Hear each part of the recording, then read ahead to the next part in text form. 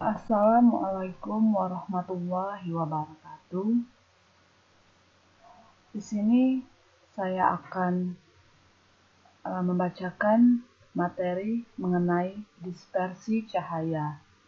Sebelum saya membacakan atau menjelaskan materi tentang dispersi cahaya ini, saya akan memperkenalkan diri saya dulu. Saya Rini dan rekan saya Putri Linggawati, serta dosen pengampu Bapak Afid Faturrahman, SPD, MSI. Penjelasan yang pertama yaitu difraksi, di mana difraksi ini merupakan peristiwa pembelokan cahaya ke belakang penghalang. Difraksi ini pertama kali diungkapkan oleh Francesco Grimaldi antara tahun 1618 sampai 1663. Meskipun di sini Newton tidak menerima kebenaran tentang teori gelombang cahaya, namun Huygens berpendapat bahwa gelombang sekunder hanya efektif pada titik-titik singgung dengan selubungnya saja, sehingga tidak memungkinkan terjadinya difraksi. Dan bisa kita lihat bahwa ini merupakan contoh dari difraksi yang mana sinar datang dipantulkan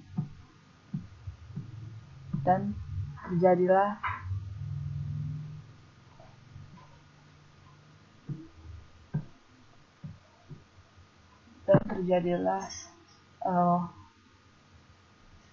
cahaya yang berwarna-warni. Lalu kemudian peristiwa difraksi secara umum ditunjukkan pada gambar ini. Gangguan gelombang yang tiba di P berbeda-beda amplitude dan fasenya. Hal ini disebabkan karena sumber kecil tersebut tidak berjarak sama terhadap P. Cahaya keluar dari elemen sumber dengan sudut yang bermacam-macam terhadap normal muka gelombang. Yang ketiga, sebagian sumber terhalang oleh layar B dan sebagian lain tidak. Ini merupakan gambar di mana cahaya difraksi pada lubang di layar B dan ditangkap pada layar C. Intensitas di titik P diperoleh dengan membagi muka gelombang pada B menjadi elemen sumber sekunder ds dan kemudian menggabungkan semua efeknya yang tiba di titik P. Pembahasan selanjutnya yaitu difraksi celah tunggal. Di sini kita lihat terdapat gambar atau terdapat suatu animasi yang mana merupakan sebuah gelombang datar yang jatuh tegak lurus pada sebuah celah sempit yang lebarnya A. Semua sinar sejajar dari celah jatuh di titik P yang mempunyai panjang lintasan optis yang sama, namun panjang geometrisnya tidak sama. Saat sampai di titik P0, semua sinar adalah sefase, karena pada bidang celah semua sinar adalah sefase.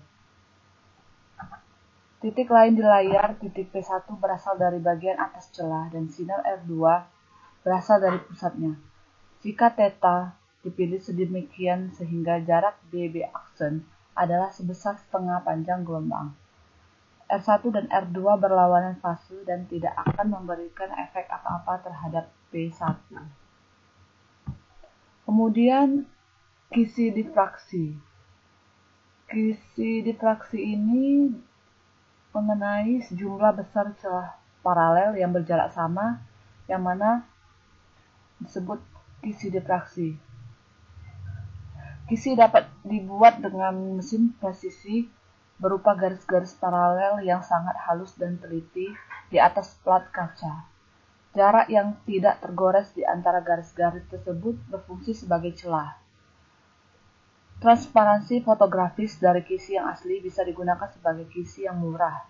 Kisi yang berisi 10.000 garis per sentimeter adalah umum saat ini. dan sangat berguna untuk pengukuran panjang gelombang dengan tepat. Ini merupakan gambar dari kisi difraksi.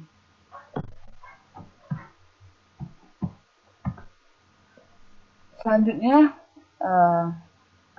ini merupakan gambar intensitas sebagai sudut pandang theta atau posisi pada layar untuk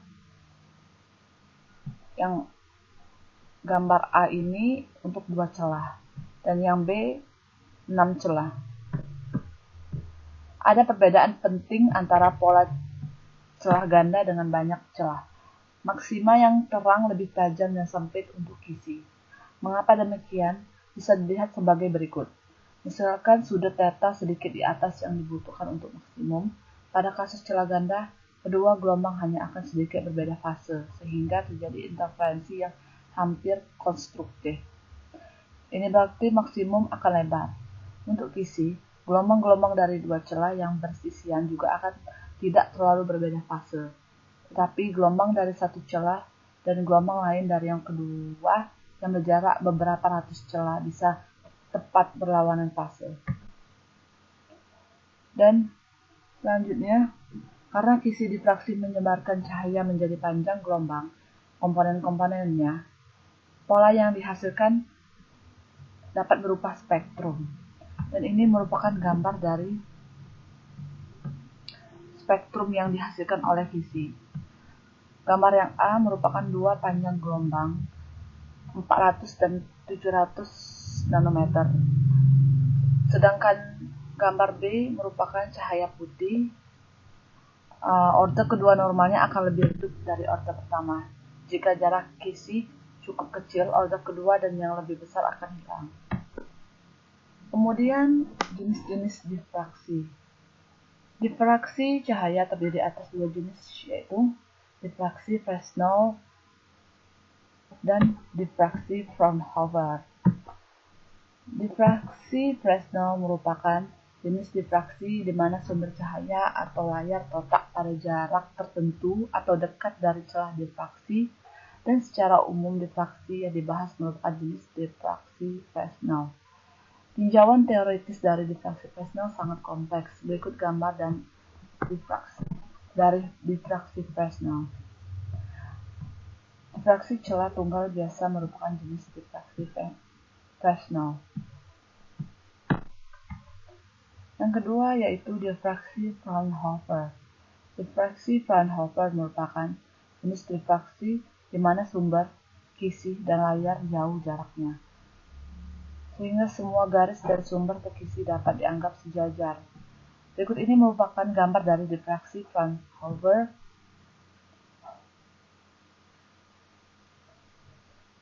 Yang mana difraksi Fraunhofer ini dari suatu celah tunggal. Kemudian contoh soal. Celah tunggal mempunyai lebar 0,1 mm. Disinari cahaya monokromatik dan pada layar sejauh 4 meter dari celah. Dapat diamati berbagai jalur terang dan gelap hasil difraksi.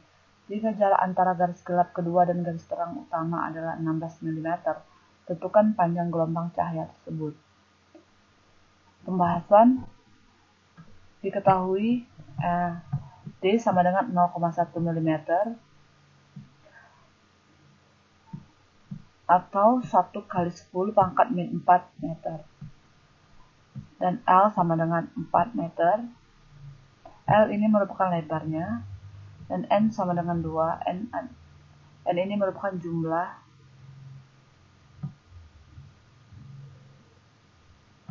dari celah tersebut. Dan Y ini besarnya 16 kali 10 pangkat min 3 meter. Ditanya panjang gelombang cahaya, maka jawabannya akan seperti ini. Tangen theta sama dengan Y per L sama dengan 16 kali 10 pangkat min 3 per 4 sama dengan 4 kali 10 pangkat min 3 meter. Panjang gelombang cahayanya dapat dicari dengan menggunakan rumus ini. Lambda sama dengan D sin theta per M sama dengan 1 kali 10 pangkat min 4 dikali sin theta per 2. sama dengan hasilnya adalah 200 kali 10 pangkat minus 9 meter. Latihan soal ini merupakan latihan soal yang berkaitan dengan diffraksi cahaya.